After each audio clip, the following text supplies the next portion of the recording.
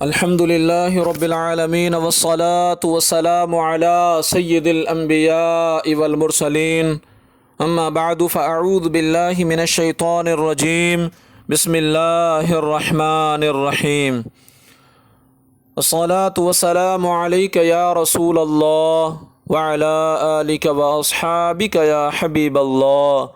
الصلاة والسلام عليك يا نبي الله وعلى آلك وأصحابك يا نور الله صلی اللہ علیہ وسلم۔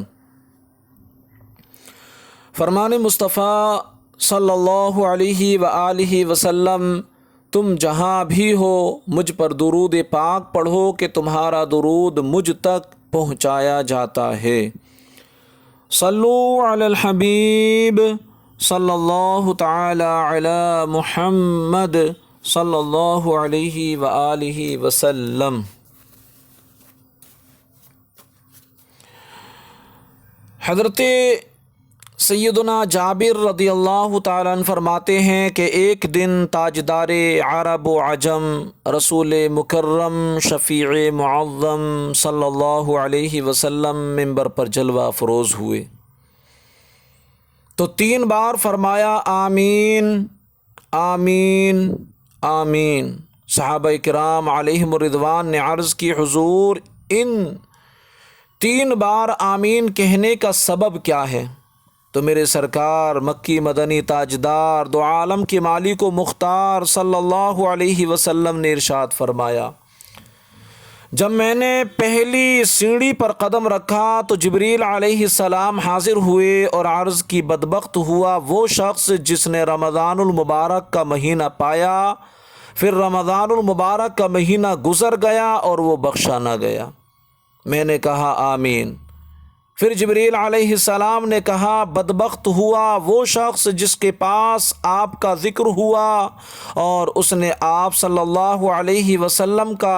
نام مبارک سن کر خاموش رہا، درود پاک آپ پر نہ پڑھا۔ میں نے کہا آمین۔ اس کے بعد جبریل علیہ السلام نے کہا بدبخت ہوا وہ شخص جس نے اپنی زندگی میں والدین کو پایا یا کسی ایک ماں یا باپ کو پایا پھر بھی جنت میں نہ جا سکا۔ میں نے کہا آمین۔ اس حدیث پاک پر غور کیجئے، حضرت سیدنا جبریل علیہ السلام نے 3 قسم کے لوگوں کے لیے بد دعا کی، جس سے معلوم ہوا جس کی زندگی میں رمضان شریف جیسا بابرکت مہینہ آئے اور وہ عبادت نہ کرے، توبہ و استغفار میں مشغول نہ ہو، یہاں تک کہ رمضان المبارک گزر جائے اور یہ اپنی کوتاہیوں، غفلتوں اور بداعمالیوں کے سبب بخشا نہ جائے، وہ بدبخت ہے۔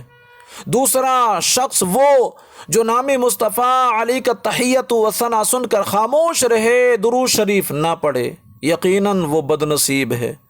تیسرا بد نصیب شخص والدین کا نافرمان اور گستاخ ہے، جس نے اپنی زندگی میں ماں باپ کی قدر نہ کی، ان کی خدمت نہ کی، یہاں تک کہ والدین کا سایہ اٹھ گیا اور یہ محروم ہی رہا۔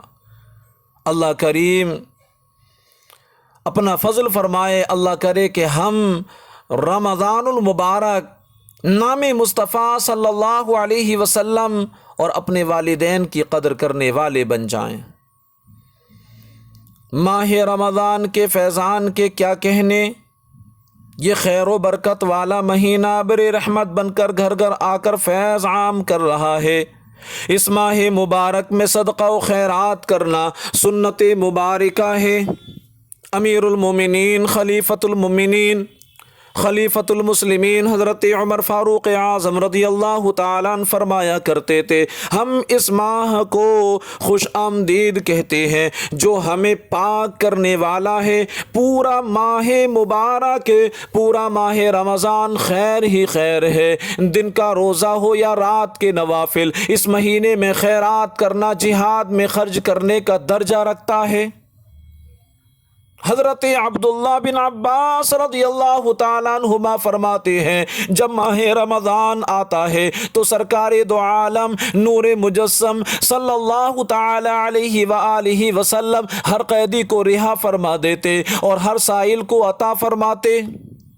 امام الانبیاء محبوب کبریا صلی اللہ تعالی علیہ وآلہ وسلم کا ارشاد گرامی ہے، جو کوئی رمضان المبارک میں کسی مسکین کو صدقہ دے گا اس کے لیے اتنا ثواب ہے کہ گویا اس نے دنیا کی ساری چیزیں صدقہ کر دی، اور جو کوئی رمضان میں 1 رکعت نماز پڑھے گا اس کو اس قدر ثواب ملے گا کہ جو کسی اور مہینے میں 2 لاکھ رکعت پڑھنے سے ملتا ہے، اور جو رمضان شریف میں 1 بار سبحان اللہ کہے اس کو اس قدر ثواب ملے گا جو کسی دوسرے مہینے میں 1 لاکھ بار سبحان اللہ کہنے والے کو ملتا ہے۔ جو کوئی ماہ مبارک میں کسی ننگے کو کپڑا پہنائے گا اس کو اللہ عز و جل بروز قیامت تمام مخلوق کے سامنے 60 لاکھ جنتی جوڑے پہنائے گا،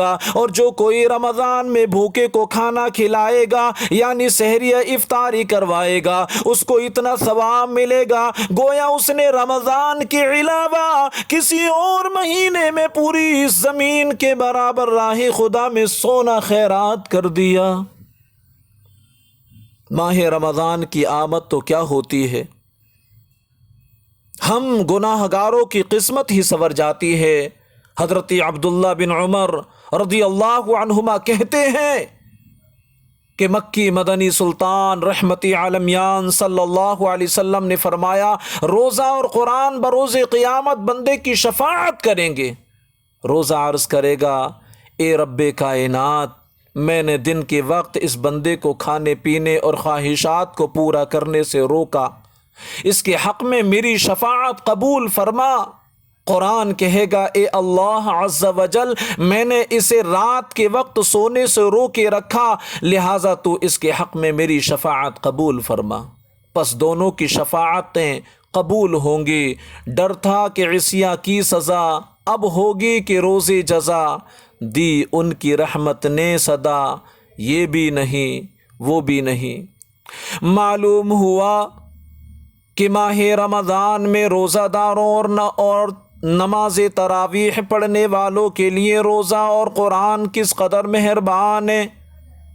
کہ بروز قیامت ان کی شفاعت کروا کر ہی رہیں گے۔ اللہ عز و جل کا ہزارہا بار شکر کہ اس نے زندگی میں 1 بار پھر ہمیں ماہ رمضان عطا فرمایا، ورنہ کتنے ہی اسلامی بھائی ایسے ہیں جو پچھلے سال اس ماہ مبارک میں ہمارے ساتھ مصروف عبادت تھے، مگر آج وہ ہم میں موجود نہیں۔ نہ جانے قبر نے ان کے جسموں کا کیا حشر کیا ہوگا، اور کیا خبر کہ ہمیں بھی زندگی میں دوبارہ اس بابرکت مہینے میں نیکیوں کی توفیق ملے یا نہ ملے۔ ہاں موت برحق ہے، موت آنی ہے اور ضرور آنی ہے۔ شاید آئندہ رمضان سے پہلے ہی ہمارا بلاوا آ جائے۔ اے کاش کہ ہمیں رمضان المبارک میں گنبد خضرا کے سائے میں، محبوب کے جلووں میں، مدینہ پاک میں شہادت کی موت نصیب ہو جائے۔ محدثین کرام رحمہم اللہ فرماتے ہیں، جو مسلمان اس مہینے میں انتقال کر جائے سیدھا جنت میں جاتا ہے، گویا اس کے لیے دوزخ کا دروازہ بند ہے۔ تمام مومنوں کی ماں سیدہ عائشہ صدیقہ طیبہ طاہرہ عابدہ زاہدہ رضی اللہ عنہا سے روایت ہے کہ مکی مدنی سلطان رحمت دو جہان صلی اللہ علیہ وسلم نے فرمایا، جو مسلمان روزے کی حالت میں انتقال کر جائے اللہ عز و جل اسے قیامت تک کے روزوں کا ثواب عطا فرماتا ہے۔ اے میرے پیارے اور محترم اسلامی بھائیوں، روزہ باطنی عبادت ہے، کیونکہ جب تک ہم کسی کو نہ بتائیں کسی کو ہمارے روزے کا علم ہوتا ہی نہیں۔ ایک حدیث پاک کے مطابق روزہ عبادت کا دروازہ ہے۔ روزہ دار اسلامی بھائی کا ایمان کتنا پختہ ہے کہ گرمی ہو یا سردی، دن ہو یا رات، مکان ہو یا دکان، جلوت ہو یا خلوت، بھوک و پیاس سے نڈال ہو رہا ہو، پھر بھی کھانے پینے کے قریب نہیں جاتا، کیونکہ اس کا یقین ہے، اس کا ایمان ہے، اللہ عز و جل ہر وقت اور ہر جگہ دیکھ رہا ہے۔ روزہ ہر عاقل و بالغ مسلمان پر فرض ہے، جیسا کہ کلام مقدس میں رب کائنات ارشاد فرماتا ہے، یا ایہا الذین آمنوا کتب علیکم الصیام کما کتب علی الذین من قبلکم لعلکم تتقون۔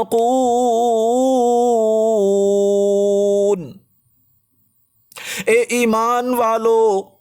تم پر روزے فرض کیے گئے جیسے اگلوں پر فرض ہوئے تھے کہ کہیں تمہیں پرہیزگاری ملے۔ معلوم ہوا کہ روزے ہم سے پچھلی امتوں پر بھی فرض تھے، اور ان کے فرض کرنے کا مقصد یہ ہے کہ تقوی اور پرہیزگاری حاصل ہو۔ حضرت سہل بن عبداللہ رضی اللہ عنہ سے روایت ہے کہ شفیع المذنبین رحمت للعالمین صلی اللہ علیہ وسلم نے ارشاد فرمایا، بے شک جنت میں ایک روزہ ایک دروازہ ہے جس کا نام ریان ہے، اس سے بروز قیامت روزہ دار ہی داخل ہوں گے، کوئی دوسرا اس دروازے سے داخل نہ ہوگا۔ کہاں جائے گا؟ روزہ دار کہاں ہے؟ اس پر سب روزہ دار کھڑے ہو جائیں گے، ان کے علاوہ کوئی اور اس دروازے سے نہ گزرے گا۔ جب یہ لوگ داخل ہو جائیں گے تو دروازہ بند کر دیا جائے گا، پس پھر کوئی اس دروازے سے داخل نہ ہوگا۔ حضرت ابو سعید خدری رضی اللہ تعالیٰ عنہ فرماتے ہیں کہ سب رسولوں کے افسر شفیع روز محشر صلی اللہ علیہ وسلم کا فرمان گرامی ہے، جس نے اللہ عز و جل کی راہ میں ایک دن کا روزہ رکھا، اللہ عز و جل اس کو 70 سال کی مسافت جہنم سے دور فرما دے گا۔ ایک اور روایت میں ہے کہ رسول اکرم نور مجسم شفیع معظم صلی اللہ علیہ وسلم کا فرمان مکرم ہے، جس نے ایک روزہ اللہ عز و جل کی رضا حاصل کرنے کے لیے رکھا، اللہ عز و جل اسے جہنم سے اتنا دور کر دے گا جتنا کہ ایک کوا زندگی بھر اڑتا رہے یہاں تک کہ بوڑھا ہو کر مر جائے۔ کوے کی عمر بہت لمبی ہوتی ہے،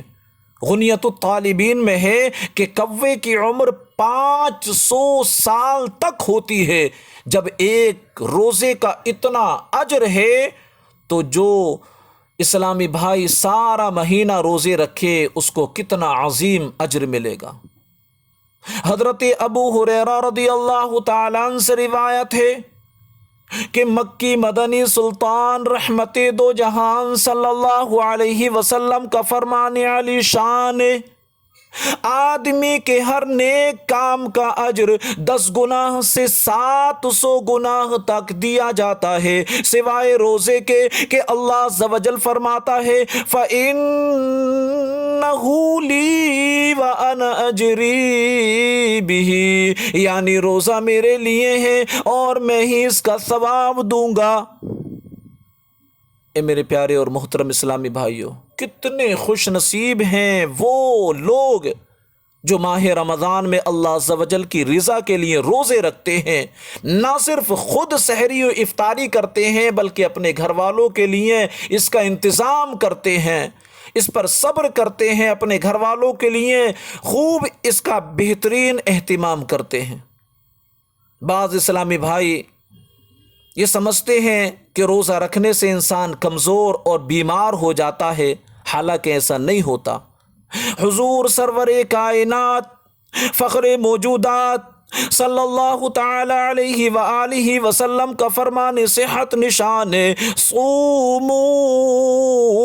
تصحوا، یعنی روزہ رکھو صحت یاب ہو جاؤ گے۔ دنیا ادھر سے ادھر ہو سکتی ہے،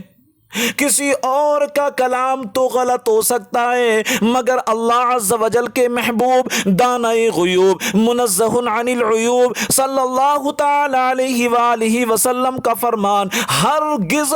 غلط نہیں ہو سکتا۔ داماد مصطفیٰ شیر خدا علی المرتضی کرم اللہ تعالی وجہ الکریم سے مروی ہے کہ اللہ عز و جل کے حبیب ہم مریضوں کے طبیب صلی اللہ علیہ وسلم کا فرمان گرامی ہے، اللہ عز و جل نے بنی اسرائیل کے ایک نبی علیہ السلام کی طرف وحی فرمائی، آپ اپنی قوم کو آگاہ کر دیجئے کہ جو بندہ میری رضا کے لیے ایک دن کا روزہ رکھتا ہے تو میں اس کے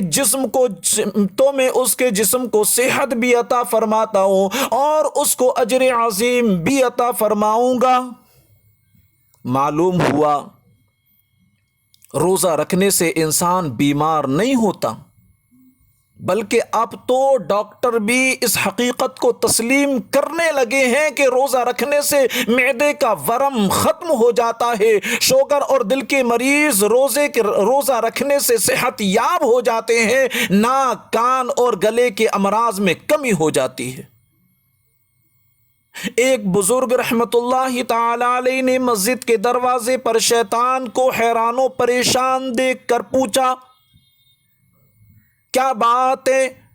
شیطان نے کہا، مسجد کے اندر ایک شخص نماز میں مشغول ہے، میں اس کے پاس جانا چاہتا ہوں، مگر دروازے پر یہ جو آدمی سو رہا ہے یہ روزہ دار ہے، جب یہ سانس لیتا ہے تو اس کی سانس میرے لیے شعلہ بن جاتی ہے جو مجھے اندر جانے سے روکتی ہے۔